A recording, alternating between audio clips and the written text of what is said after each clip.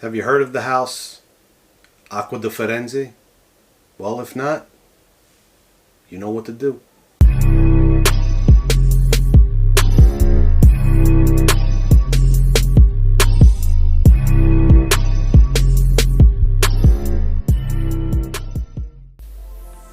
Welcome back, NYC Fragrance family. I'm bringing you a house that you may not have heard of. Acqua di Firenze. They're from Florence. Firenze means Florence in Italian.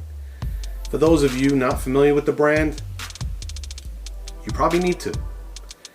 They got 8 fragrances in their collection, and I have found none so far that really disappoint me. The presentation, the quality, excellent fragrances. The one I'm talking to you about today is my favorite from the house. The fragrance is called Homo Novus. That's the bottle. Beautifully jeweled cap. Their logo is in the cap there as well. We got that right? Acqua di Firenze, Homo Novus. The label may be somewhat to be desired. Probably would do a lot better if this was like a metal plaque, but the price point that these come in at, some costs have to be cut in order to give you a value at what they produce. The fragrance here has 20 notes listed. I'm not going to go through all 20 notes. What you get here is a beautiful ambery Gaiac wood patchouli oud fragrance. If you like those type of notes and you like that kind of a fragrance, you're going to love this one. I got to meet Dario outside of Essence earlier this year, and he was nice enough to give me this bottle, which at first I was a little apprehensive because I wasn't familiar either.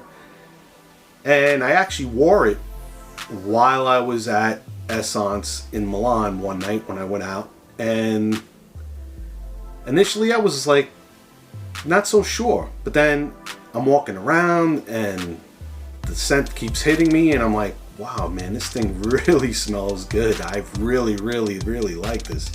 And as I have been learning more and more about niche fragrances and fragrances in general, this type of fragrance really is something I'm gravitating towards lately. These are the type of fragrances that get me going. I love the smell of Gaiac wood. I love patchouli. I am totally in love with amber fragrances, especially now that it gets cooler. It's what I gravitate to the most, and a fragrance like this is right in my wheelhouse.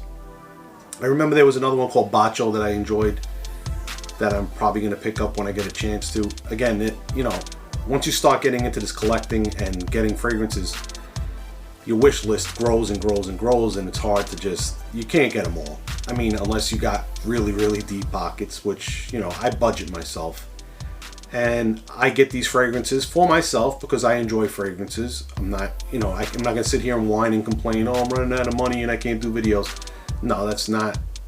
Listen, some fragrances are now being given to me here and there, but for the most part, I still purchase most of my fragrances. And when I have a chance to introduce something to you that I feel brings value, I do. And I'm sharing my collection with you because that's what I want to do. So my spending on fragrances is my problem, not yours or anybody else's. I'm not monetized as of yet. One day maybe I will be. Who knows? But back to the brand, Acqua di Firenze. The shop itself, I was in Florence also the year before, and the shop was closed, but I was able to look at it from the outside. It's very nice. They actually will do a blend for you. They have an opportunity to do that in the shop, which is actually something you should look into.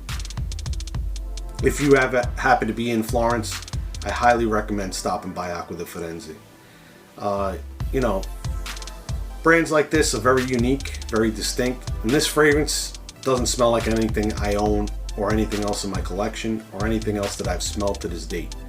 And that's another reason why I enjoy the fragrance. It does stand out on its own, and it is really beautiful. And I believe it could be had for less than $100 USD, roughly around 80 euro if I'm not mistaken. So, NYC Fragrance family, give it the big thumbs up.